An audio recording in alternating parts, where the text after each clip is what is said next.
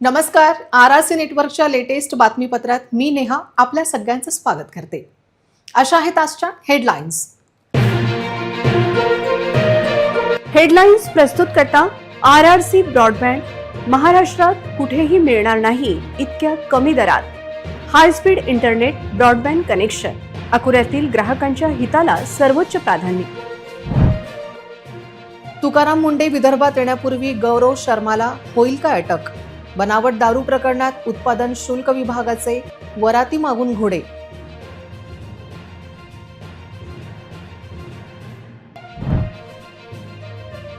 अमरावतीच्या धारणी आश्रम शाळेत झाली विषबाधा. मंत्र्यांनी आदेश देत कंपनीवर गुन्हा दाखल करत सेंट्रल किचन केले लॉक. मोठ्या गणेश मूर्तीच्या तयारीला आला वेग. लालबागच्या राजाच्या निर्मितीसाठी मोकलकर परिवार अग्रेसर.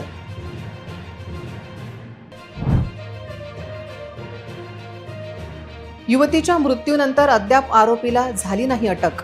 बाळापूरच्या पोलीस शिपायाला बडतर्फ केव्हा करणार?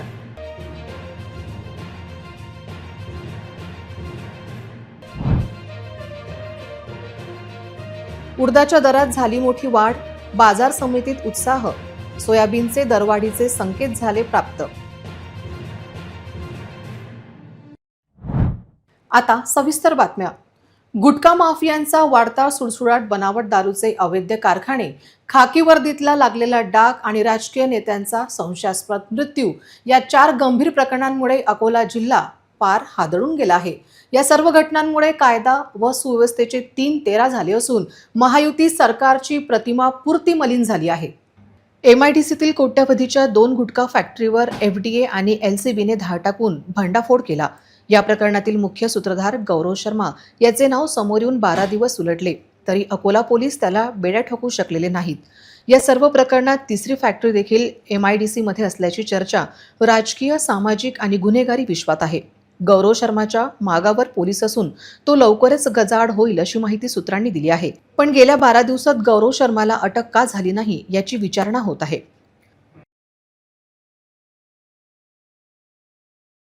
बाळापूर जवळील सातरगाव येथे बनावट दारूचा मोठा कारखाना उघडकीस आला. मात्र दिल्लू नावाच्या फॅक्टरी मालकासमोर राज्य उत्पादन शुल्क विभागाचे पथक अगदी हतबल दिसले. या अवैध धंद्यात जिल्ह्यातील एका बड्या राजकीय नेत्याची गुंतवणूक असल्याचे बोलले जात आहे. हप्त्यांचे गणित आणि मुंबईपर्यंत पोहोचणारे पैसे यामुळेच या प्रकरणावर पांघरून घालण्याचा प्रयत्न सुरू आहे का, असा सवाल उपस्थित होत आहे. या प्रकरणात कोण अटक, कोणावर कारवाई याचा खुलासा राज्य उत्पादन शुल्क विभागाच्या भरारी पथकाने करण्याची गरज आहे. पण आज भरारी पथकाचे कार्यालय बंद असल्याने त्याविषयीची माहिती मिळाली नाही.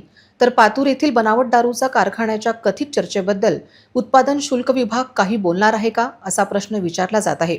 याविषयी राज्य उत्पादन शुल्क विभागाच्या अधीक्षकांनी जागा मालकाचा शोध घेत कारवाई प्रगतीपथावर असल्याचे सांगितले.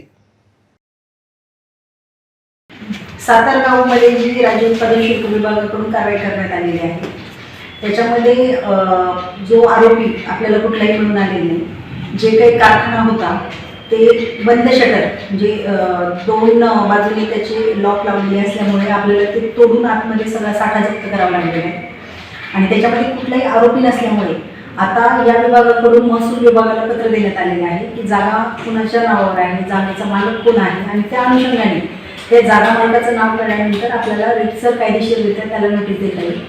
तोपर्यंत सातत्याने आम्ही याचा शोध घेतोय की त्याच्यामध्ये कोण सामील आहे किंवा कोणाच्या याच्यामध्ये हा व्यवसाय चालू होता, कुठल्या प्रकारचे मद्य कुठे वितरित होते.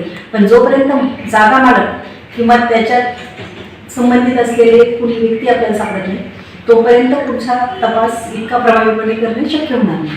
आणि विभागाने महसूल विभागाला या केसच्या नंतर लगेचच पत्र दिलेले आहे आणि त्यावर आपण त्यांच्या उत्तराची वाट पाहत आहे. लवकरात लवकर ते उत्तर आपल्याला येऊन त्या व्यक्तीचा आपण शोध घेऊन त्याच्यावर आपण आरोपपत्र दाखल करणार. सातारगावच्या प्रकरणात राज्य उत्पादन शुल्क विभागाकडून करण्यात आलेल्या कारवाईवर महसूल विभागाला आपण रितसर पत्र दिलेले आहे आणि जागा मालकाचा शोध चालू आहे. त्याची उत्तर आल्यानंतर आपण त्याच्यावर प्रभावीपणे कारवाई करू. धारणी तालुक्यातील टिटंबा आश्रम शाळेतील विषबाधा प्रकरणाची आदिवासी विकास मंत्री डॉक्टर अशोक उईके यांनी गंभीर दखल घेतली आहे. संबंधित कंपनीवर गुन्हा दाखल करत राज्यातील सर्व सेंट्रल किचन तात्पुरते बंद ठेवण्याचे आदेश त्यांनी दिले. टिटंबा शासकीय आदिवासी आश्रम शाळेत 70 विद्यार्थ्यांना विषबाधा झाल्यानंतर धारणी उपजिल्हा रुग्णालयात दाखल करण्यात आले. घटनेची माहिती मिळताच आदिवासी विकास मंत्री डॉक्टर अशोक उईके यांनी रुग्णालयात जाऊन विद्यार्थ्यांची विचारपूस केली व पालकांना धीर दिला. त्यानंतर त्यांनी टिटंबा आश्रम शाळेत भेट देऊन प्रत्यक्ष पाहणी केली आणि अधिकारी, पालक व आदिवासी संघटनांसोबत बैठक घेतली. विद्यार्थ्यांच्या आरोग्याला सर्वोच्च प्राधान्य देत त्यांनी टिटंबासह राज्यातील सर्व आश्रमशाळांमधील सेंट्रल किचन भोजन व्यवस्था पुढील काही दिवस बंद ठेवण्याचे निर्देश दिले. तसेच दोषींवर कडक कारवाई आणि कंपनीवर तात्काळ गुन्हा दाखल करण्याचे आदेश दिल्यानंतर पालकांनी आपले आंदोलन मागे घेतले. टिटंबा शासकीय आश्रम शाळेमध्ये दिनांक 25 तारखेला रात्री 69 विद्यार्थी आजारी पडले असल्यामुळे त्या सर्व विद्यार्थ्यांना उपरुग्णालय धारणी येथे उपचार घेत होते. काल मी स्वतः त्या दवाखान्यामध्ये भेट दिली असता त्या विद्यार्थ्यांशी चर्चा केली. सोबतच टिटंबा शासकीय आश्रम शाळेमध्ये गेलो. त्या ठिकाणी पालक, विद्यार्थी आणि सामाजिक संघटनेशी सुद्धा चर्चा केली आणि ती सखोल चौकशी सुरू आहे. पाण्याचे नमुने, जेवणाचे नमुने हे आम्ही एफडीकडे पाठवलेले असल्यामुळे रिपोर्ट आल्यानंतर, निरीक्षणाचा रिपोर्ट आल्यानंतर आम्ही 100% तात्काळ त्यांच्यावर कारवाई केल्याशिवाय राहणार नाही. सेंट्रल किचनच्या माध्यमातून शासकीय आश्रम शाळेमध्ये भोजन पुरवठा होत होता. शंका कुशंका कोणाला राहू नये म्हणून पाण्याचे आणि जेवणाचे आम्ही पुरावे पाठवले असल्यामुळे सोबतच विजू धावडे ही शासकीय आश्रमशाळेत, त्या आश्रमशाळेचे सुद्धा विद्यार्थी आजारी पडले असं कळले. त्यांच्यावर सुद्धा उपचार सुरू आहे. परंतु प्रशासनाला सूचना दिल्या की तात्काळ अहवाल आल्यानंतर त्यांच्यावर कारवाई व्हावी, केल्या जावी. विद्यार्थी हा केंद्रबिंदू समजून आपण आदिवासी विभागात काम करत असल्यामुळे कोणाचीही गय केल्या जाणार नाही अशा प्रकारच्या प्रशासनाला सूचना दिल्या असल्यामुळे माझं पूर्ण लक्ष आहे. वेळ प्रसंग पडला परत जाण्याची वेळ आली तरी जाईल, परंतु विद्यार्थ्यावर कुठल्या प्रकारचा दुर्लक्ष किंवा अनियमितता होणार नाही याची दक्षता काळजी घेईल. खूप खूप धन्यवाद. की धारणी तालुक्यातील ग्राम टिटंबा येथील शासकीय निवासी आश्रम शाळेमध्ये 25/7/2026 रोजी विषबाधेचा, अन्नातून विषबाधा झाल्याचा जो प्रकार झालेला होता त्या संदर्भामध्ये सरकारी दवाखाना धारणी येथे 69 विद्यार्थी हे औषधोपचारकरता दाखल करण्यात आलेले होते. त्यात 50 मुली आणि 19 मुले असे 69 विद्यार्थी दाखल होते. त्यांची तब्येत बरी झाल्याने त्यांना डिस्चार्ज देण्यात आला असून आश्रमशाळा येथे परत पाठवण्यात आलेली आहे. त्या संदर्भात धारणी पोलीस स्टेशनला गुन्हा रजिस्टर क्रमांक 519/2026 कलम 125A 125B 274 3/5 भारतीय न्याय संहितेप्रमाणे व अन्न व सुरक्षा मानके अधिनियम 2006च्या कलम 59(2), 59(3) आणि 56 कलमान्वये 59 आरोपितांविरुद्ध गुन्हा दाखल करण्यात आला असून एक्सपर्ट ओपिनियन प्राप्त होताच पुढील कारवाई करण्याची तजवीज ठेवलेली आहे. धन्यवाद. गणेश उत्सव अवघ्या काही दिवसांवर येऊन ठेपला असून अकोल्यातील गणेश मूर्ती बाजारात आता चैतन्याचे वातावरण पाहायला मिळत आहे. मोठ्या गणेश मूर्तींना यंदा विशेष मागणी असून पर्यावरणपूरक शाडूच्या मूर्तींचीही विक्री जोमात असल्याची माहिती अकोल्याचे प्रसिद्ध मूर्तिकार शिवा मोकालकर यांनी दिली आहे. गणेशोत्सव जवळ येताच अकोल्यातील गणेश मूर्ती बाजार पूर्णपणे सज्ज झाला आहे. यंदा लहान मूर्तींपेक्षा मोठ्या गणेश मूर्तींना भाविकांची सर्वाधिक पसंती मिळत असल्याचे चित्र दिसून येत आहे. त्याचबरोबर पर्यावरण संवर्धनाचा संदेश देणाऱ्या शाडूच्या पर्यावरणपूरक गणेश मूर्तीची मागणीही यंदा मोठ्या प्रमाणात वाढली आहे. प्रसिद्ध मूर्तिकार शिवा मोकालकर यांनी सांगितले की मूर्ती तयार करण्याचे काम मे महिन्यापासून सुरू केले जाते. आता गणपती बनवायला सुरुवात नेमकी आम्ही मे महिन्याच्या सुरुवातीला करतो आम्ही. संपणार आता गणपती बसायच्या 8 दिवस पहिले अगोदर आम्हाला पूर्ण करावंच लागते का. हो. आणि मॉडेल वगैरे बनवायला आम्ही सगळं नवीन मॉडेल दरवर्षी तयार करतो आणि लोकांची मागणी नवीन नवीन पाहिजे असते तर नवीन देण्याचा आम्ही प्रयत्न करत असतो. प्रत्येक मूर्ती अत्यंत बारकाईने आणि आकर्षक स्वरूपात साकारली जाते. कच्च्या मालाच्या वाढत्या किमतींचा मूर्ती व्यवसायावर मोठा परिणाम झाला असला तरीही गणेश भक्तांचा उत्साह कायम असून मोठ्या गणेश मूर्तीची विक्री सध्या जोमात सुरू आहे. लहान मूर्तीपासून ते भव्य दिव्य गणेश मूर्तीपर्यंत प्रत्येक प्रकारच्या मूर्तींना बाजारात मागणी आहे आणि ही मागणी दरवर्षी वाढतच असल्याचे शिवा मोकालकर यांनी सांगितले. यंदाच्या गणेश उत्सवातही विक्री विक्रमी होईल अशी आशा मूर्तिकारांनी व्यक्त केली असून अकोल्यातील गणेश मूर्ती बाजार सध्या उत्साहाने गजबजलेला दिसत आहे.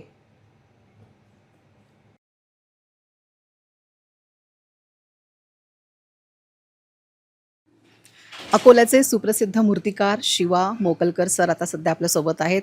सर, काय वाटतं तुम्हाला की यावर्षी गणपतीची मागणी कशी असेल, मूर्तींची मागणी कशी असेल? यावर्षी शक्यतो गणपतीची मंडळांची जी मागणी असते ती मोठ्या मूर्त्यांकडे जास्त आहे.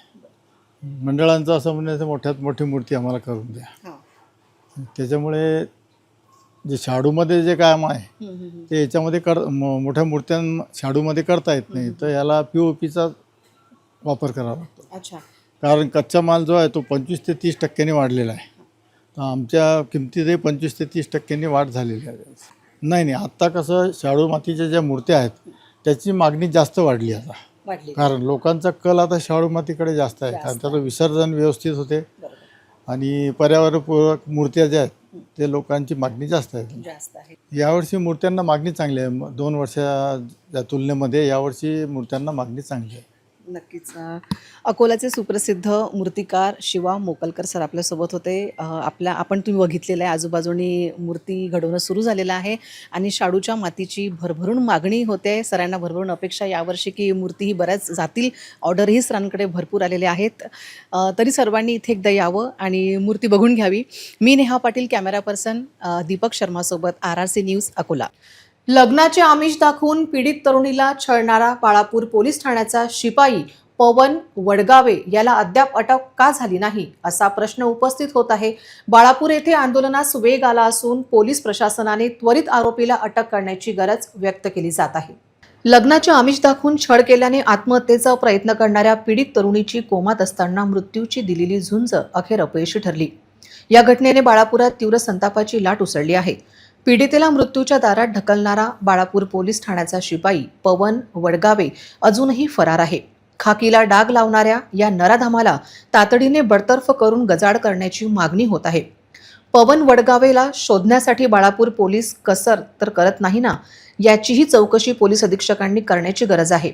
या प्रकरणात विविध संघटनांचे आंदोलन बाळापूर येथे सुरू असून पोलीस दलाने तपास यंत्रणेची सुयोग्य भूमिका बजावण्याची गरज आहे. अकोला शहरात रविवारी 26 जुलै रोजी आरोग्याची नवी लाट पाहायला मिळाली. टोटल वेलनेस क्लबतर्फे आयोजित TWC मान्सून मॅरेथॉन 2026 अत्यंत जल्लोषात आणि उत्साही वातावरणात पार पडली.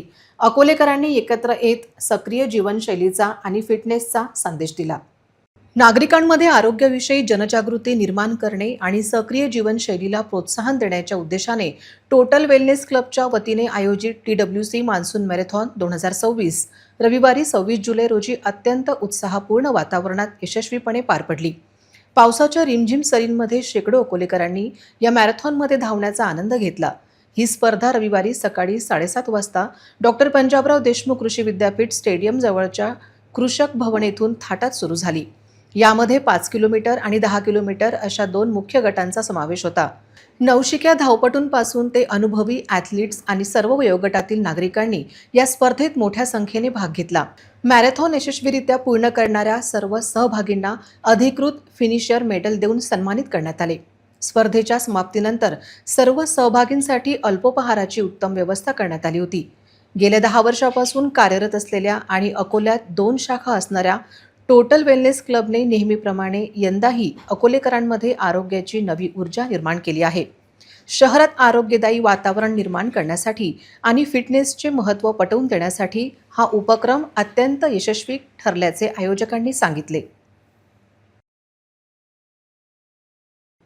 अकोल्यातील हुतात्मा स्मारक येथे देशभक्त आजी माजी सैनिक सेवाभावी संस्थेतर्फे 26 जुलै कारगिल विजय दिवस उत्साहात साजरा करण्यात आला।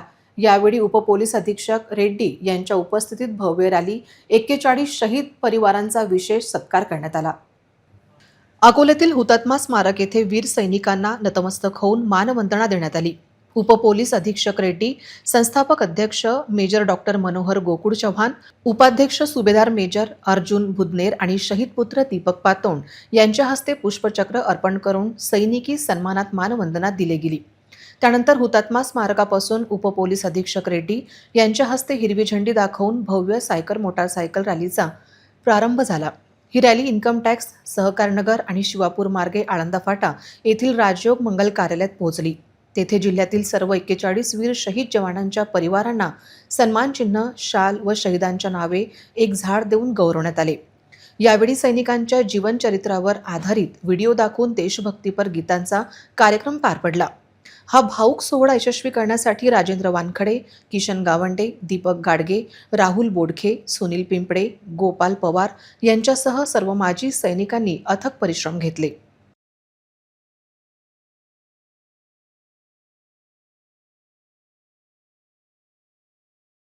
मूर्तिजापूर शहरातील बस स्थानकाबाहेरील मुख्य रस्त्याची अवस्था अत्यंत दयनीय झाली आहे। हा रस्ता थेट रेल्वे स्टेशनकडे जाणारा एकमेव मार्ग असल्याने दिवसभर एसटी बसेस, ऑटो आणि शेकडो प्रवाशांची याच रस्त्यावरून वर्दळ असते।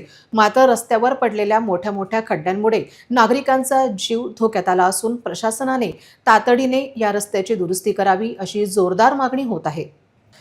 मूर्तिजापूर शहरातील बसस्थानकाबाहेरील मुख्य रस्ता सध्या अक्षरशः खड्ड्यांच्या विळख्यात सापडला आहे। बसस्थानकापासून रेल्वे स्टेशनकडे जाणारा हा एकमेव प्रमुख मार्ग असल्याने एसटी बसेस, ऑटो रिक्षा, दुचाकी, चारचाकी तसेच रेल्वे प्रवाशांची या मार्गावर 24 तास मोठ्या प्रमाणात वर्दळ असते। दुसरा कोणताही पर्यायी मार्ग नसल्यामुळे नागरिकांना नाईलाजाने याच खड्डेमय रस्त्यावरून जीव मुठीत धरून प्रवास करावा लागत आहे। पावसाळा सुरू झाल्यानंतर या रस्त्याची परिस्थिती आणखी गंभीर बनली आहे। रस्त्यावरील मोठ्या मोठ्या खड्ड्यांमध्ये पावसाचे पाणी साचत असल्याने वाहनधारकांना खड्ड्यांचा अंदाजच येत नाही। त्यामुळे दररोज अपघाताची भीती निर्माण होत असून नागरिकांमध्ये संतापाचे वातावरण आहे। प्रशासनाने तात्काळ या मुख्य रस्त्याची डागडुजी करून कायमस्वरूपी उपाययोजना करावी अशी जोरदार मागणी मूर्तिजापूर वासी करत आहेत। आता तरी प्रशासन या गंभीर समस्येकडे लक्ष देणार का असा सवाल नागरिकांकडून उपस्थित केला जात आहे। RRC news, Akola.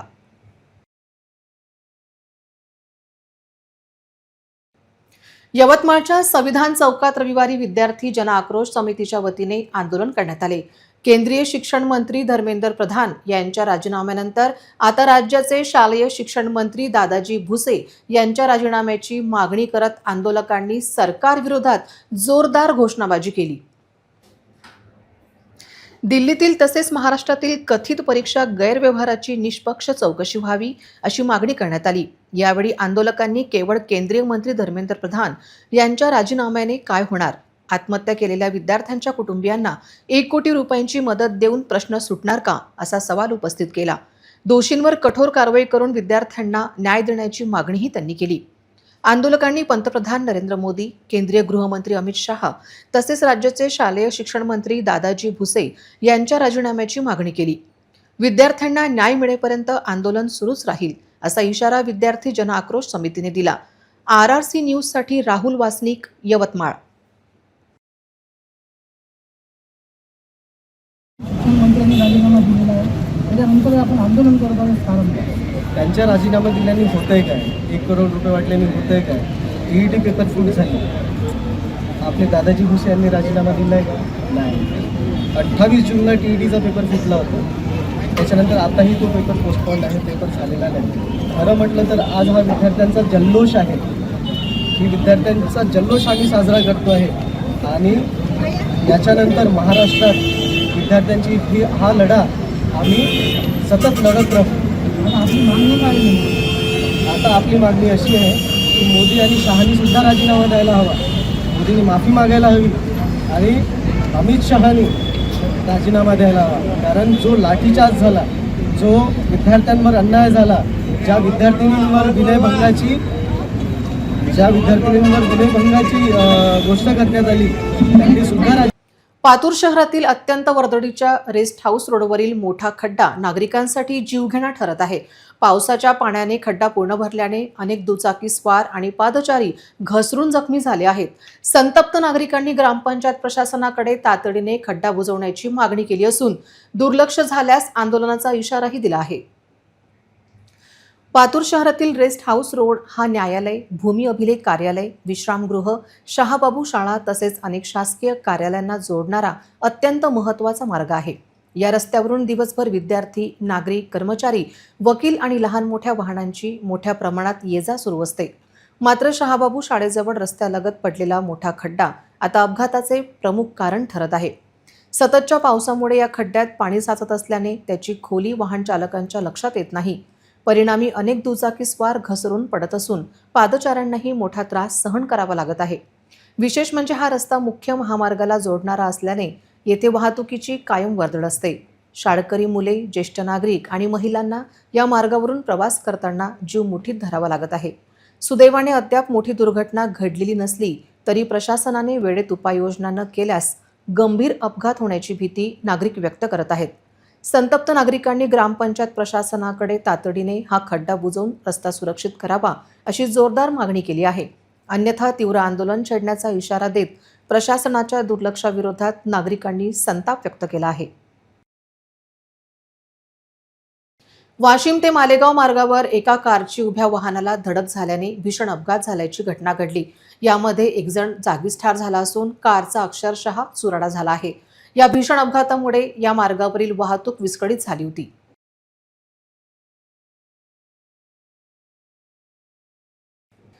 वाशिम मालेगाव मार्गावर असलेल्या एका पेट्रोल पंपाजवळ आज पहाटे 3 वाजताच्या सुमारास भीषण अपघात झाला.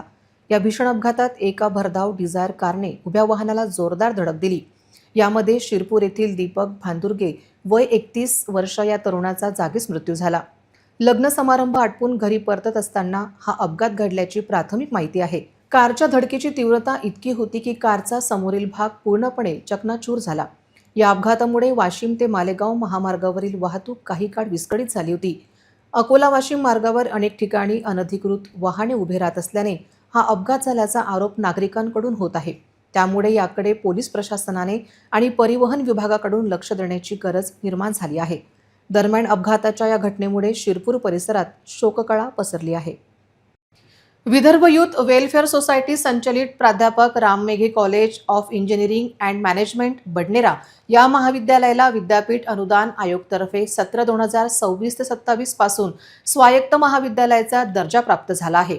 ही महाविद्यालयासाठी अत्यंत अभिमानाची उपलब्धी आहे. याबाबत आयोजित पत्रकार परिषदेत संस्थेचे अध्यक्ष डॉक्टर नितीन धांडे यांनी माहिती दिली. यावेळी उपाध्यक्ष ॲडव्होकेट उदय देशमुख, सचिव युवराज सिंग चौधरी, कोषाध्यक्ष प्राध्यापक डॉक्टर हेमंत देशमुख, कार्यकारी सदस्य नितीन हिवसे, डॉक्टर पूनम चौधरी, श्री पंकज देशमुख, प्राध्यापक विनय गोहाड आणि प्राध्यापक गजानन काळे तसेच महाविद्यालयाचे प्राचार्य डॉक्टर अजय ठाकरे उपस्थित होते. यावेळी उपस्थित व्यवस्थापनाने प्राचार्य डॉक्टर अजय ठाकरे यांच्या नेतृत्वाखाली सर्व विभाग प्रमुख, डीन, प्राध्यापक, शिक्षकेतर कर्मचारी आणि विद्यार्थ्यांनी केलेल्या अथक परिश्रमांचे कौतुक करून त्यांचे अभिनंदन केले. संस्थेचे अध्यक्ष डॉक्टर नितीन धांडे यांनी सांगितले की स्वायत्त दर्जा हा महाविद्यालयाच्या शैक्षणिक गुणवत्ता, संशोधन, नवोपक्रम आणि उत्कृष्टतेच्या सातत्यपूर्ण प्रवासाला मिळालेली मोठी दाद आहे. हा दर्जा विद्यार्थ्यांना अधिक गुणवत्तापूर्ण, उद्योगाभिमुख आणि जागतिक दर्जाचे शिक्षण देण्याच्या दिशेने महत्त्वपूर्ण टप्पा ठरेल. प्राचार्य डॉक्टर अजय ठाकरे यांनी सांगितले की स्वायत्त दर्जामुळे महाविद्यालयाला उद्योगाच्या गरजानुसार अभ्यासक्रम विकसित करण्याचे, आधुनिक मूल्यमापन पद्धती राबविण्याचे, कौशल्याधारित शिक्षणाला प्रोत्साहन देण्याचे तसेच विद्यार्थ्यांच्या सर्वांगीण विकासासाठी अधिक प्रभावी शैक्षणिक उपक्रम राबविण्याचे स्वातंत्र्य प्राप्त होणार आहे. सर, आपल्या कॉलेजला कुठला सिलेबस नवीन सुरू करण्यात आला आहे, काय माहिती नाही?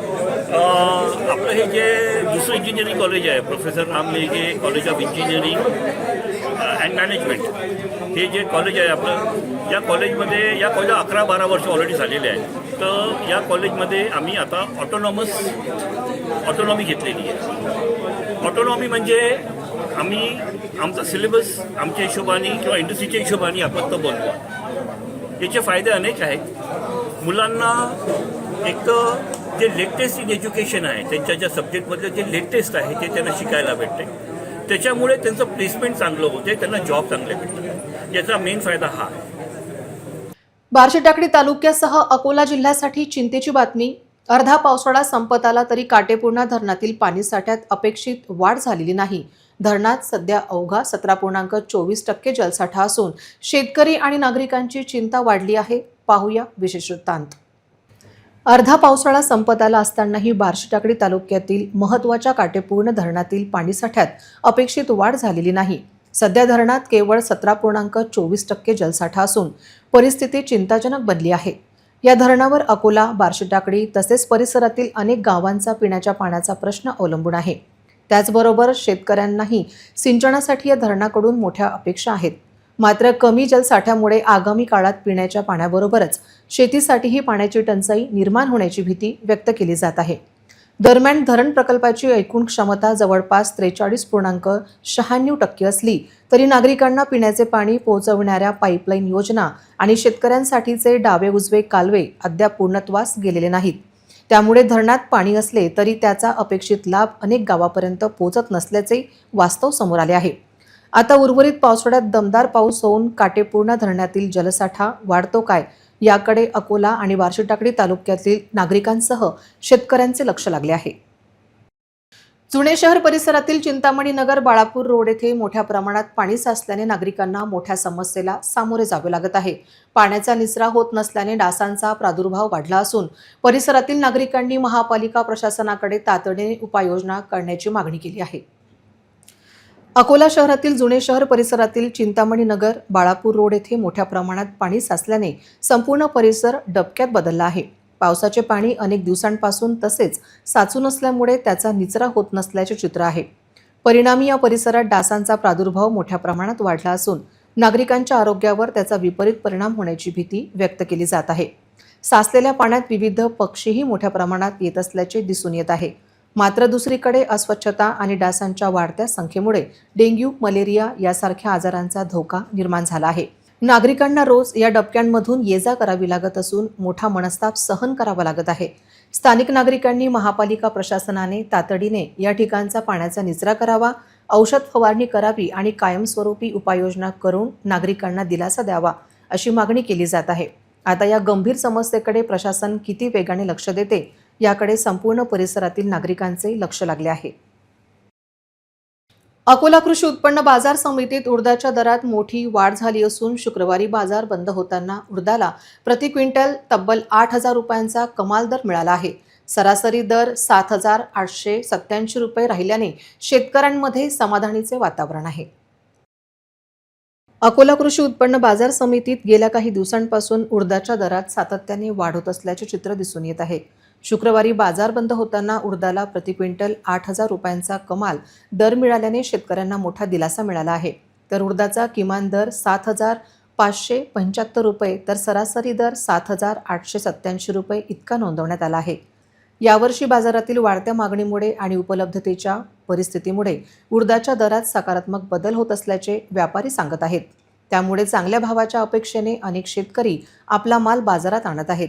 दरम्यान उडदाबरोबरच सोयाबीनलाही चांगला प्रतिसाद मिळत असून त्याला प्रति क्विंटल 7,340 रुपयांचा कमाल दर मिळाला आहे. त्यामुळे खरीप हंगामातील प्रमुख पिकांना चांगला बाजारभाव मिळत असल्याने शेतकऱ्यांमध्ये समाधानाचे वातावरण निर्माण झाले आहे. पुढील व्यवहारांमध्ये दर आणखी वाढतात की सध्याच्या पातळीवर स्थिर राहतात याकडे शेतकरी, व्यापारी आणि कृषी क्षेत्राचे लक्ष लागले आहे. चांगला भाव कायम राहिल्यास शेतकऱ्यांच्या आर्थिक स्थितीला निश्चितच मोठा आधार मिळणार असल्याची अपेक्षा व्यक्त केली जात आहे. पुन्हा एक नजर टाकूया आजच्या प्रमुख घडामोडींवर. हेडलाईन्स प्रस्तुत करता RRC ब्रॉडबँड. महाराष्ट्रात कुठेही मिळणार नाही इतक्या कमी दरात high speed internet broadband connection. अकोल्यातील ग्राहकांच्या हिताला सर्वोच्च प्राधान्य. तुकाराम मुंडे विदर्भात येण्यापूर्वी गौरव शर्माला होईल का अटक? बनावट दारू प्रकरणात उत्पादन शुल्क विभागाचे वराती मागून घोडे.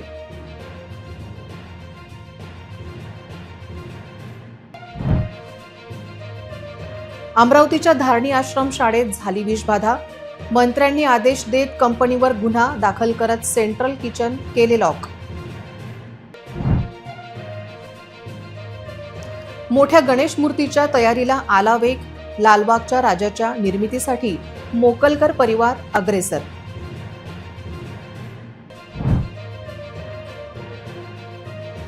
युवतीच्या मृत्यूनंतर अद्याप आरोपीला झाली नाही अटक. बाळापूरच्या पोलीस शिपायाला बडतर्फ केव्हा करणार?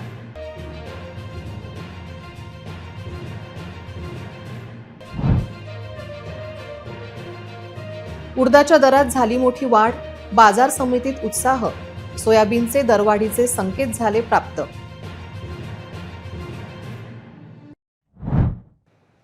बातम्यांसाठी तुम्ही पाहत रहा RRC न्यूज. तुमच्या मोबाईलवर नोटिफिकेशन मिळवण्यासाठी सबस्क्राईब करा RRCचे हे यूट्यूब चॅनल. ट्रेंडिंग आणि लेटेस्ट बातम्यांसाठी RRCच्या इंस्टाग्राम पेजला फॉलो करा, लाईक करा आणि फॉरवर्ड करा RRC न्यूज अकोलाचे हे न्यूज बुलेटिन. पुन्हा भेटूया लेटेस्ट बातम्यांसह नवीन बातमीपत्रात. तोवर नमस्कार.